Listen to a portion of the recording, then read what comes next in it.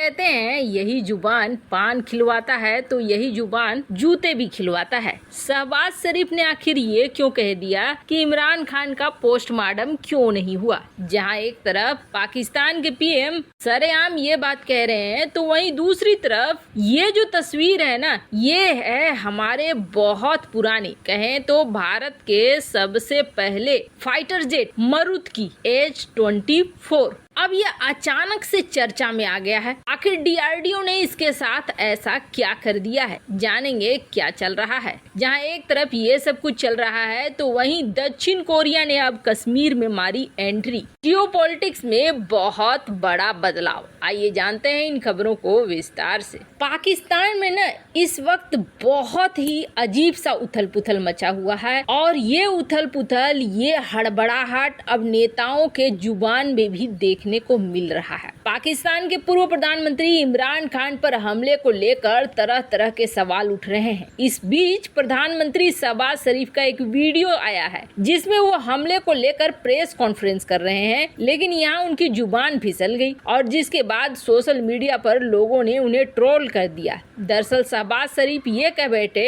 कि अभी तक इमरान का पोस्टमार्टम क्यों नहीं हुआ है। गुरुवार को इमरान खान पर एक ऑटोमेटिक हथियार से हमला हुआ था। इस हमले में इमरान खान जख्मी हुए थे। इमरान खान के दाहिने पैर में गोली लगी थी, लेकिन हमले के बाद कई बयान आए जिसके बाद सवाल उठने लगा। पहले कहा गया कि इमरान खान के पैर में गोली लगी है, फिर एक बयान में कहा गया कि इमरान के पैर में गोली के टुकड़े लगे हैं, बाद में कहा गया कि इमरान के पैर में 1-2 नहीं बल्कि 4 गोलियां लगी हैं। बयानों में विरोधाभास को लेकर जब शहबाज शरीफ से सवाल पूछा गया तो उन्होंने कहा कि पंजाब में इमरान की पार्टी की सरकार है, उन्होंने अभी तक जांच क्यों नहीं करवाई। शहबाज ने कहा पंजाब हुकूमत से पूछिए, आईजी इनके हैं, होम सेक्रेटरी इनके हैं, वो बताएं कि अभी तक पोस्टमार्टम क्यों नहीं हुआ है, वो 4 गोलियां हैं या 16 गोलियां हैं। वैसे आपको बता दें, पोस्टमार्टम किसी शख्स की मौत के कारणों का पता लगाने के लिए होता है। माना जा रहा है कि शहबाज शरीफ इमरान के पैर में गोली लगने की जांच कहना चाहते थे, लेकिन उनकी जुबान फिसल गई और अब सोशल मीडिया पर ये बहस का कारण बन गया है और कहा जा रहा है कि लगता है तुम यही चाहते थे कि पहले मर जाए इमरान खान और फिर उसका पोस्टमार्टम हो। खैर, हड़बड़ाहट तो जरूर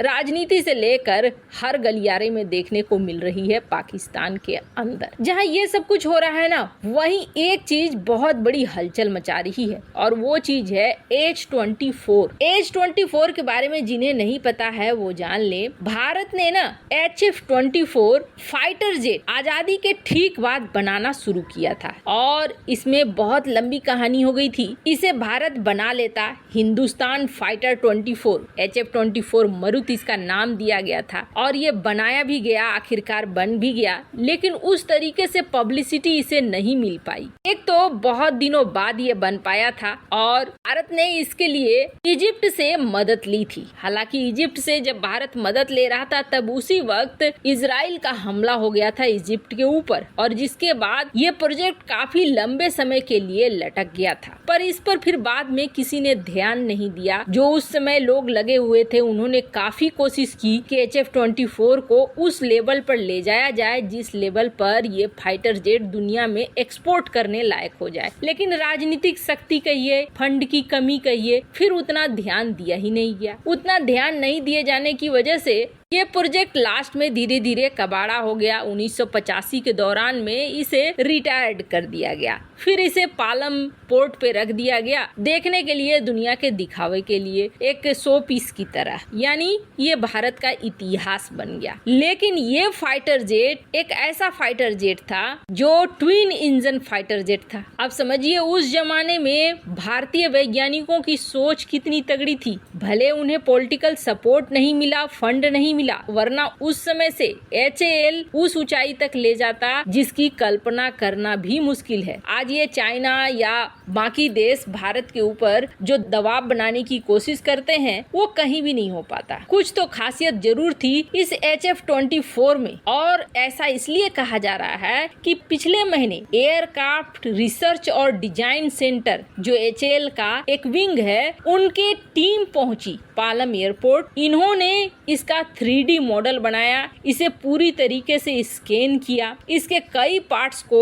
स्कैन करने के बाद ये वापस आए हैं। अब जब से ये वापस आए हैं इस तरीके से स्कैनिंग करके, तब से कई तरह के प्रश्न उठ रहा है कि क्या HF-24 को बेस बनाकर फिर से कुछ बनाने की तैयारी में है भारत का HAL, या फिर इसी को फिर से बदलाव करके अपग्रेड करके क्या भारत के एयरफोर्स में शामिल किया जाएगा, क्योंकि ये कभी ट्विन इंजन वाला फाइटर जेट बनाया जा रहा था। खैर, जिस तरीके से HAL DRDO चल रहे हैं वैसे में कुछ भी संभव है, ये तो बिल्कुल निश्चित हो गया है। जहां एक तरफ ये सब कुछ हो रहा है, वहीं दूसरी तरफ पड़ोस के साथ साथ भारत में न लगातार बदलाव होते हुए दिख रहे हैं। खास तौर पर जम्मू कश्मीर और POK इस वक्त एक एक्टिव रोल में आ गया है और दुनिया के नजर के सामने भी आ गया है। भारत ने जहां ये ऐलान कर दिया कि हम जम्मू कश्मीर में G20 की बैठकें कराएंगे, पाकिस्तान ने ये कह दिया कि अगर G20 की बैठकें जम्मू कश्मीर में हुई तो हम नहीं जाएंगे। और बदलाव देखिए कैसे कैसे हो रहा है। POK में पहुंच जाते हैं अमेरिका के राजदूत, तो उसके बाद एक महीना नहीं बीतता है, भारत के कश्मीर में पहुंचते हैं अमेरिका के राजदूत, मीटिंग करते हैं, लेकिन फोटोग्राफ्स वगैरह जल्दी से रिलीज नहीं करते हैं। फिर ईरान के राजदूत पहुंचते हैं जम्मू कश्मीर,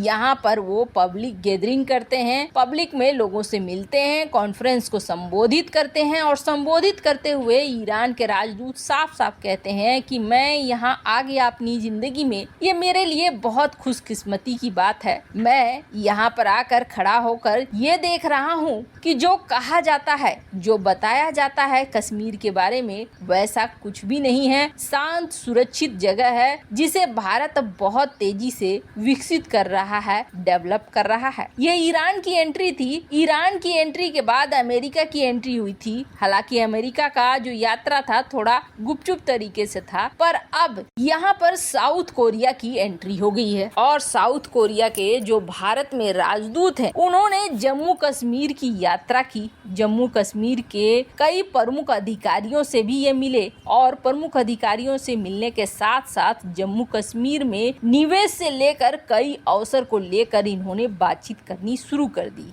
दक्षिण कोरिया ने जिस तरीके से अब यहाँ पर आना जाना शुरू कर दिया, दुनिया के कई और भी देश आना जाना जब शुरू कर रहे हैं, तो आप समझ लीजिए कि भारत की रणनीति एकदम से सही जा रही है और भारत को दुनिया भर का साथ मिल रहा है। और इसका एग्जाम्पल है UAE ने यहाँ हजारों करोड़ रुपए का निवेश किया है। अब जैसे जैसे ये यात्राएं बढ़ रही हैं, वैसे वैसे पाकिस्तान की धड़कनें भी बढ़ रही हैं, क्योंकि ये जो दुनिया भर के देश के प्रतिनिधि हैं, ये जब यहाँ पहुँच रहे हैं तो जो दिखलाना चाह रहा है पाकिस्तान, वैसे हालात बिल्कुल भी नहीं दिख रहे हैं। जम्मू कश्मीर पहले से कहीं ज्यादा सुरक्षित, शांत और विकास की तरफ बढ़ता हुआ दिख रहा है। वैसे आपको क्या लगता है, भारत यहाँ G20 की मीटिंग करवा कर सही कर रहा है या नहीं?